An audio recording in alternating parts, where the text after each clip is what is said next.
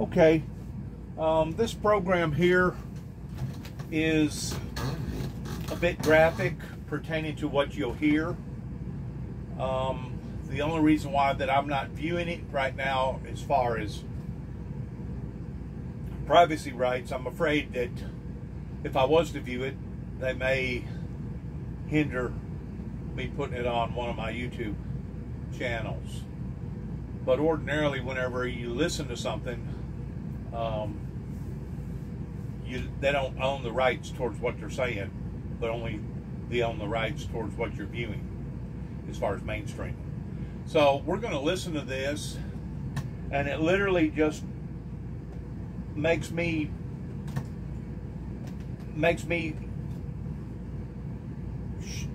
shiver and shun of the fact of how grotesque that the Europeans was during the European slave trade towards what that they done, how that they done it, just for basically greed and commerce. So if you don't mind, those that are interested in history towards what occurred, when it occurred, where it occurred, please take note of this particular channel. Thank you. We were. All this stuff is from the Douro? All this stuff is from the Douro, yes. We found piles and piles of these, which we just didn't know what they were. This, what they're showing right now, looks like a ring that maybe that you would put into somebody's nose, but it's a big ring. The ring itself is probably a 2-inch half circle, but it's got beads on both sides of it, which are metal bits. What these metal bits was used for, I still didn't quite get it a while ago whenever I listened to it or watched it, but they would trade these bits for a human being. And what are they? Well, later on we discovered they were manillas, which are slave tokens, and each one of those was worth 1 slave each. Let me get this straight. This is currency. Currency. And this fake currency, really, yes, was created to be used in Africa to buy a human being. 1 human being. Yes, it's quite humbling, isn't it, thinking about I just got goosebumps. Really, a shudder went through. Sure. That's how things were in those days, of course. And they made them in Birmingham, shipped them out to the west coast of Africa, filled the ship full of slaves, and took them over to the West Indies. We probably lifted 2 or 3 ton of them. Thousands, piles of these. Piles. I mean, they were 4 foot high, probably as big as this shed. Apart from these, that were worth 1 slave, these were worth 7. That's called an agri. Blue glass beads. We never did find out what these were worth. Obviously worth more, maybe 15 people. 15 human beings. Possibly. I've seen a manila as big as that. They were called king manillas, and they were worth 100 slaves each. I guess in a sense it shouldn't surprise us, because literally millions of people were trafficked. Yes, but I never knew what they were trafficked for. I noticed something here. This spoon. And this spoon, it brings to life the people the crew. The people who weren't below. Life of the trader is not the life of the traded. That's right. That's right. What's that? That's an old pocket watch. No. Or what's left of a pocket watch. I didn't show you this. There's a razor in there. Oh, wow. Yeah. Who last used that? This looks like a fork. It's a silver fork. Yes, so it would have belonged to a high-ranking officer or the captain, because no one else would have silver. It just suddenly occurred to me, just looking at these artifacts, that by themselves, it's a spoon, it's a razor, but really what we have here is a set of 2 lives. One is worth nothing, it's worth this, and the others, they have, he's got a pocket watch, he's got a silver fork, he's got a pipe, Yeah. All the people below Are dying. are dying. They're just squashed in down below as cargo. They're Cargo. cargo. Yeah.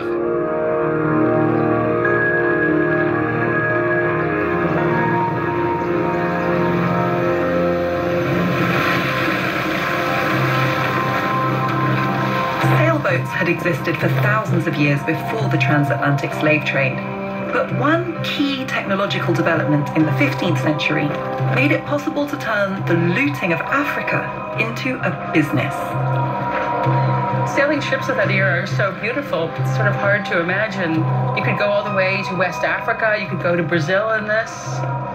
It's a whole little wooden world.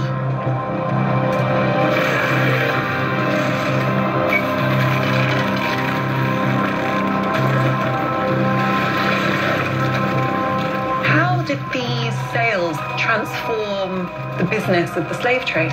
Well, you'll see that the sails are kind of set at an angle, and that's the innovation that we see coming about in the 15th century, because before that, sails were set flat, and you had to wait for a wind to push the ship from behind. But if you didn't get that wind, you couldn't go anywhere. Whereas with the angle, that meant that they could catch the wind from many directions. They could basically sail into the wind. So the triangular sails made it all possible. Yes, this changes the duration. It changes how far you can go out into the ocean. It really was an absolute game changer. And you think of pioneering technology as a positive thing, but it's just heartbreaking that Europeans saw this as an opportunity to really embark on their most evil project. It really was. You know, if these sails hadn't been developed, Europeans would never have been able to go southwards and along the western coast of Africa to begin taking Africans as enslaved captives. What were conditions actually like for the captives who then got caught up in that trade? I think we should go down and where the captives would have been held. And it's very, very steep. Be careful.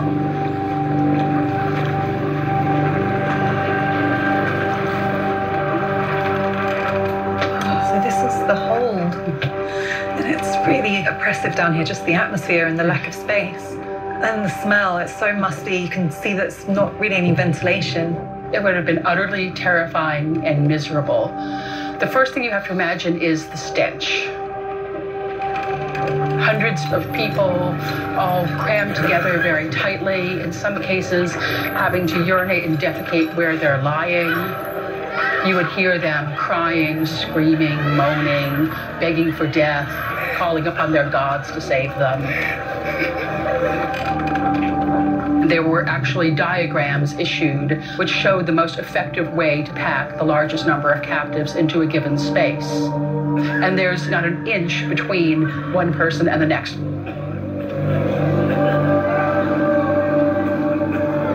Some captains did what they called loose packing.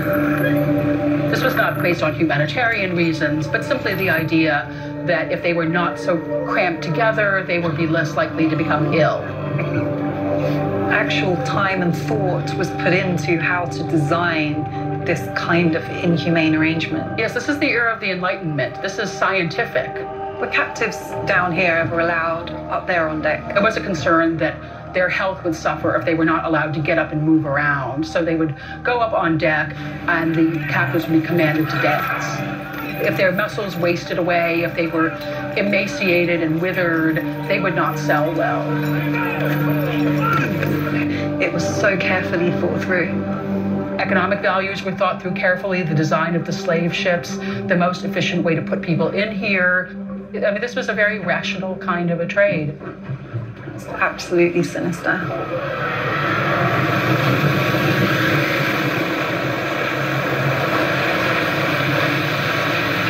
To think how cruel and barbaric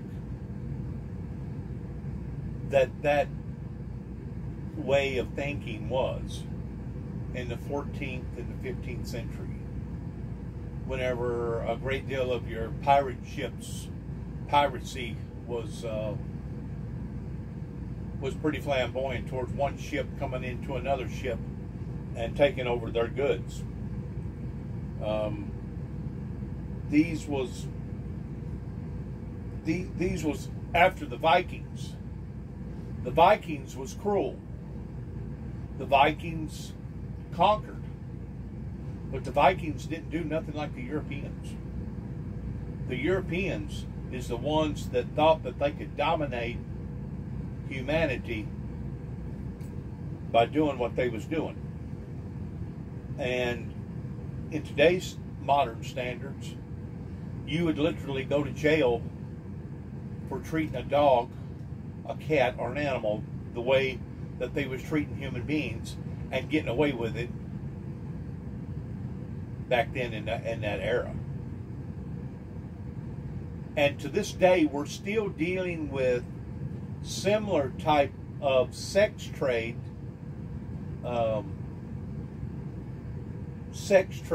slave trade captives towards people working in sweatshops for as little as $2 an hour or less, and girls being kidnapped because they got a good-looking body and sold for somebody for a high ransom simply to be used as a sex object. So that evil demonic ideology is still alive today, though it's not as frequent today as what it was back then. But it was during that era that seed of wickedness was created simply towards making money off of the backs of others, and yes, brutally raping and killing and treating them like that they was basically animals. It was so barbaric and heathenistic. To this day, whenever I hear, read, see stuff like this, it makes me cringe. It makes me cringe to think how cruel could and can people be simply over monetary gain. It's undescribable towards what type of suffering and what type of misery that those people had to endure. And not only did they endure it over there in the UK, but they also endured it wherever that they was taken, including America, towards once more being brutalized and treated like that they was not just second-class citizens, but wasn't even a citizen. Considered in a lot of cases just being nothing but a workhorse. And if you didn't accommodate the needs of your master had you killed, or your master killed you. In other words, you had to earn your keep. And if you wasn't providing a service towards him bedding you down and feeding you, odds are he didn't hang on to you long. He either traded you off to somebody else, or he just went ahead and just killed you. It was such of a brutal, barbaric way of thinking. We gathered special equipment for the deep diving, and we're headed back out to F-35's wreck site.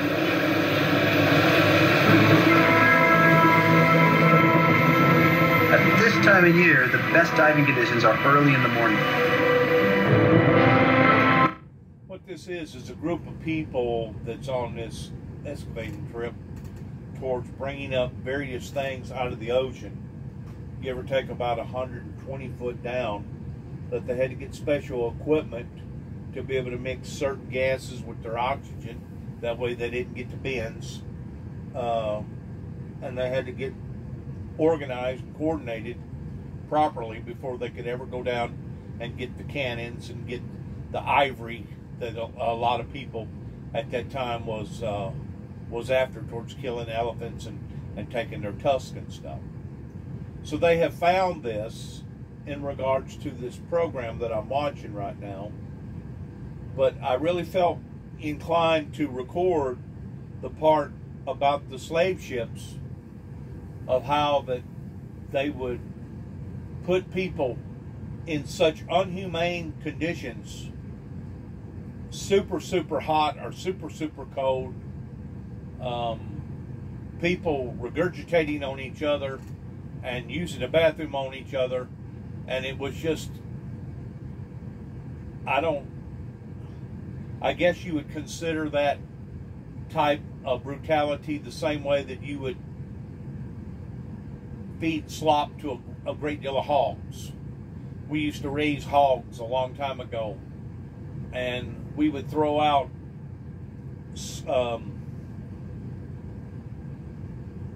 corn that had went through its ripening stage, and it becomes soured. Hogs love it. Matter of fact, they'll fight over it. And if you throw a bucket down on the ground, if there's 15 hogs, odds are 15 hogs is going to be trying to get as much of that slop as they can. Or if you throw it into a trough, they're going to try to beat one another to it towards getting into that slop. They used to call it slop. Kind of like corn that had been spoiled. And I guess it must have made the adrenaline get rushed up in the hog or something, I don't know, or made them drunk or something, I don't know. But the only comparison that I could compare what a great deal of those people had to go through was basically on the same level as a bunch of hogs. And we're talking about treating human beings, people with a head, people with a body, 2 arms, 2 legs, 10 fingers, and 10 toes this way. We're talking about a human being that you was treating like a bunch of hogs. You was slaving them up, fattening them up, and getting the best potential out of that particular person, male or female. And it was some of the most cruelest, I think, that went beyond the Crusades. Some of the most cruelest tactics that was being used upon to the human race. You know, if you look at the Crusaders, they actually, some of them, I feel like, may have been smart enough to realize that what they was doing was wrong, but a great deal of them literally thought that what they was doing was the proper right thing towards trying to conform people into Christianity. It speaks of that in the book of Acts, where Paul was doing things that he shouldn't have been doing, and finally the ass that he was sitting on Paul seen a blinded light, and the ass turned around and started speaking to him and said, "Why dost thou kickest upon to the pricks?" And Paul had a conversion, because before that he was literally killing people in the name of Christianity, and once he become converted, he realized that that was not the right way to perform his duties. Like I said, society in that era was worser during the slave trade than even during the Crusade days. Very, very heathenistic. No room for any foul play. If you didn't make the cut, I'm pretty sure they had you executed. Thanks again for listening from the Windmill Ministries. It's always a great privilege and honor to be able to get our message across to our viewers and to tell a bit of history to enlighten those who want to be enlightened of just exactly how grotesque that certain eras throughout history in actuality really was. We thank you. Good luck to all of us as we end our program. And once more, shalom.